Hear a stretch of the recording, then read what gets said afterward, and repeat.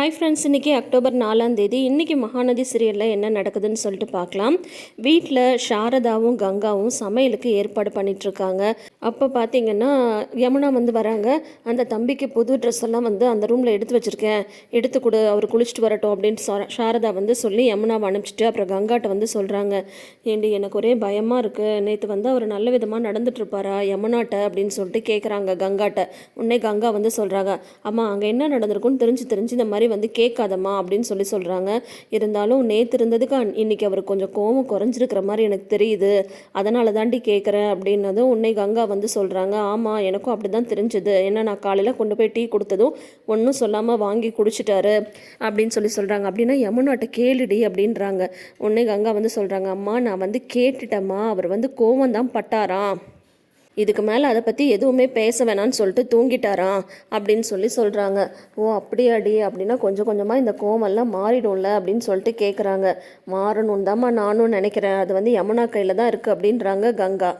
இப்போது கங்காவுக்கு பார்த்திங்கன்னா கவலை ஃபுல்லாக யமுனா மேலே தான் இருக்குது. எப்படி அந்த வீட்டில் போய் இவங்க சமாளிக்க போகிறாங்க அப்படின்றது தான் அவங்களுக்கு தோணிட்டே இருக்குது. சாரதாக்கும் அதுதான் பயமாக இருக்குது. அவங்க எப்படி போய் அங்கே சமாளிக்க போகிறாங்க அப்படின்றது தான் பயமாகவே இருந்துகிட்ருக்கு.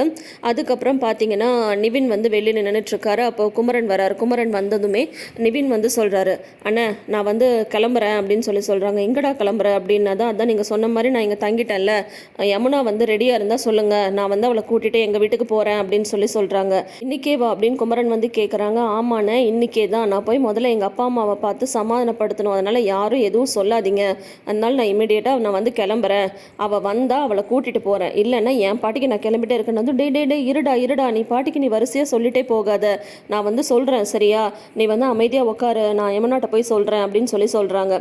உன்னை குமரன் உள்ளே சொல்கிறாங்க, இந்த மாதிரி நிவின் கிளம்புறேன்னு சொல்கிறான் அப்படின்னு சொன்னதும், என்ன தம்பி சொல்கிறீங்க, நம்ம இன்னும் யமுனாக்குன்னு எதுவுமே செய்யவே இல்லையே, ஒரு 2-3 நாளாவது இங்கே இருக்கணும்ல, 3 நாள் கழிச்சு போகிறது தானே முறை அப்படின்றாங்க.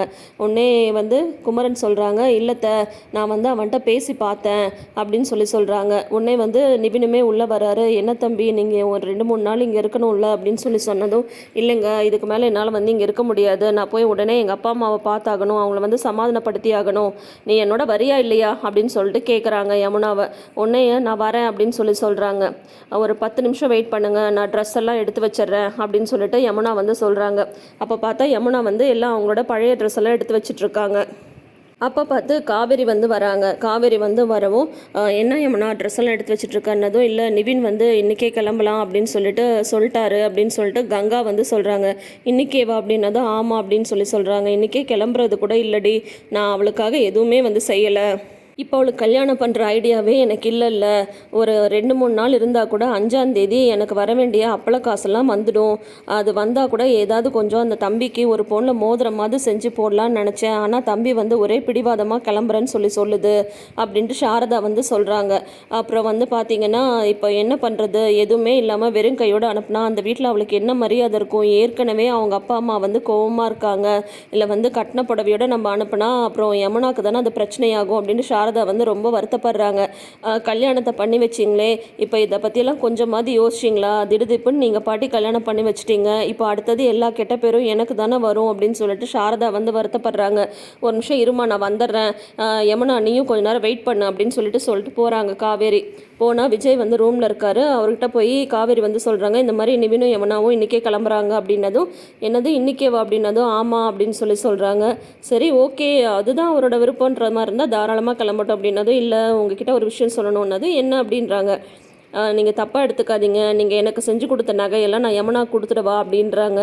வாட் என்ன சொல்கிற அப்படின்றாங்க. இல்லை யமுனா இப்போ அங்கே போகிறா, அவளை வெறும் கையோடு அனுப்ப முடியாதுன்னு அம்மா ரொம்ப ஃபீல் பண்ணுறாங்க, இப்போ அவங்களால டக்குன்னு நகைலாம் வாங்கவும் முடியாது, இதெல்லாமே நீங்கள் வாங்கி கொடுத்த நகை, நீங்கள் ஓகேன்னு சொன்னால் இந்த நகையெல்லாம் நான் யமுனாவுக்கு கொடுத்து விடுறேன் அப்படின்னதும் உடனே விஜய் சொல்கிறாரு, நீ அந்த நகையை கொடுக்குறதுல எனக்கு எந்த ஆட்சேபனையும் இல்லை, ஆனால் இருந்தாலும் யமுனாவுக்கு செய்ய வேண்டியதெல்லாம் நம்ம செஞ்சு தானே ஆகணும், ஒன்று பண்ணு, இந்த நகைலாம் நீ எதுவும் கொடுக்க வேணாம், நீ போய் உங்கள் அம்மாட்ட என்னென்ன செய்யணும்னு சொல்லிட்டு டக்குன்னு ஒரு லிஸ்ட்டை வாங்கிட்டு வா, நம்ம இமீடியட்டாக டி நகர் போயிட்டு எல்லாத்தையும் வாங்கிட்டு வந்துடலான்னதும், இல்லை அதெல்லாம் வேண்டாம், அதெல்லாம் சரி வராது அப்படின்றாங்க. ஏன் சரி வராது அப்படின்னு கேட்குறாங்க. இல்லை சரி வராதுன்னா விடுங்களேன், அம்மாவும் அதுக்கெல்லாம் ஒத்துக்க மாட்டாங்க அப்படின்னு அப்படின்னா அத்தைக்கிட்ட நான் பேசிக்கிறவா அப்படின்றாங்க. இல்லை வேணாங்க, வேண்டாம், நான் இந்த நகையே வந்து அவளுக்கு வந்து கொடுக்குறேன், கொஞ்சம் கொஞ்சமாக அந்த பணத்தையும் நான் வந்து உங்களுக்கு திருப்பி கொடுத்துட்றேன், மேலே மேலே என்னை வந்து கடன்காரி ஆக்காதீங்க அப்படின்னு சொல்லிட்டு காவேரி வந்து சொல்கிறாங்க. உடனே விஜய் வந்து எதுவுமே பேசுறதில்ல. சரி, உனக்கு அதுதான் தோணுதுன்னா தாராளமாக செய், அதுக்காக காசு கொடுக்குறேன் அது இதுலாம் நீ எதுவுமே சொல்ல தேவையில்ல, புரியுதா, உன்னோட நகையை நீ கொடு அப்படின்னு சொல்லிட்டு விஜய் வந்து சொல்லிடுறாரு. சரின்ட்டு அவங்களும் அந்த நகையெல்லாம் எடுத்துகிட்டு வராங்க. இங்கே வந்து உள்ள யமுனா வந்து வெயிட் பண்ணிகிட்ருக்காங்க.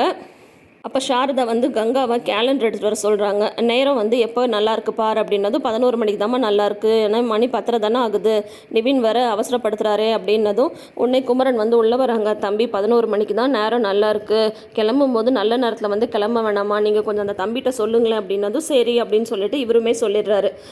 ஓகேன்ட்டு நிவின்கிட்ட போய் சொல்கிறாரு. அவரும் அமைதியாக வெயிட் பண்ணிட்டுருக்காங்க. உடனே காவேரி வந்து வராங்க. இதெல்லாம் என்னோட நகை, இதை வந்து நீ வச்சுக்கோ, இதை வந்து போட்டு யமுனா அனுப்பிச்சிடலாமா அப்படின்னு சொல்கிறாங்க. ஐயோ அதெல்லாம் வேண்டாம், மேலே மேலே வந்து எனக்கு தலைகுணவை ஏற்படுத்தாதீங்க, யாருக்கிட்டையும் இதுக்கு மேலே அசிங்கப்படுறதுக்கு நான் தயாராகவே இல்லை அப்படின்றாங்க சாரதா.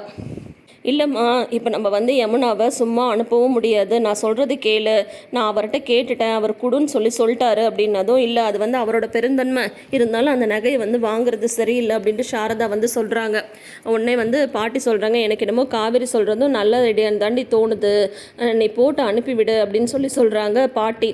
உடனே காவேரி வந்து சொல்கிறாங்க, நீ ஒன்றும் யோசிக்காதம்மா, உன்னால் எப்போ முடியுமோ அப்போ யமுனாக்கு நீ எல்லாத்தையும் செஞ்சு போட்டு இந்த நகையெல்லாம் எனக்கு திருப்பி கொடுத்துடு, அது வரைக்கும் இந்த நகையெல்லாம் யமுனாட்டியே இருக்கட்டும் அப்படின்னு வேறு வழியே இல்லாமல் ஒத்துக்கிறாங்க. நீ வாடி, நானே உனக்கு எல்லாத்தையும் போட்டு விடுறேன்னு சொல்லிட்டு எல்லாம் போட்டு விட்டுட்டு இருக்காங்க.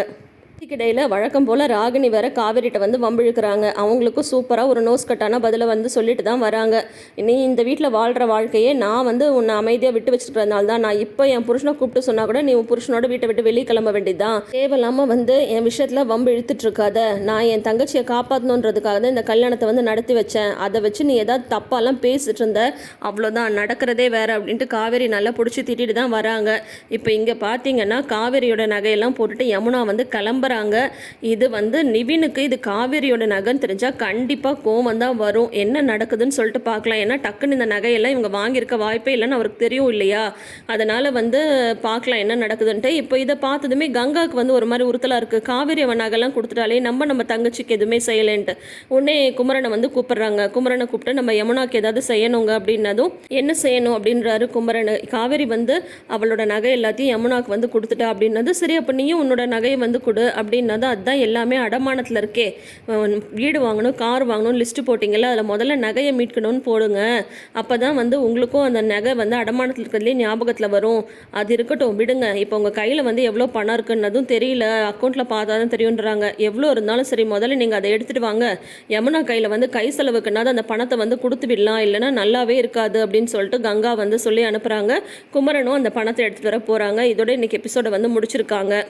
ஸோ இப்போ நிவினோட மைண்ட் செட் வந்து கொஞ்சம் எப்படி இருக்குன்னே நம்மளாலே கெஸ் பண்ண முடியாத ஒரு சூழ்நிலையில் தான் இருக்குது. யமுனாவோட வீட்டில் அவங்க அம்மா பாட்டி ஏதாவது சொன்னால் அவர் ஓகே அப்படின்ற மாதிரி தான் கேட்டுக்கிறாரு. பட் காவேரி விஜய் மேலே அவருக்கு வந்து ஏகப்பட்ட கோவம் இருக்குது, அதை விட யமுனா மேலே பயங்கர கோவம் இருக்குது.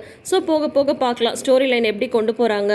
வந்து யமுனாவை வந்து புரிஞ்சுக்கிறாரா நிவின், இல்லை நிவின் வந்து செய்கிறது தான் கரெக்ட் அப்படின்ற மாதிரி வந்து ஏதாவது நினச்சிட்டு வில்லத்தனத்தை காட்ட போகிறாரா என்னன்னு சொல்லிட்டு தெரியல. வெயிட் பண்ணி பார்க்கலாம். தொடர்ந்து வீடியோஸ்க்கு நம்ம சேனலை சப்ஸ்கிரைப் பண்ணிக்கோங்க. நோட்டிஃபிகேஷன் பெல் ஐக்கானில் ஆல் சிம்பிள் கிளிக் பண்ணிக்கோங்க. தேங்க்யூ.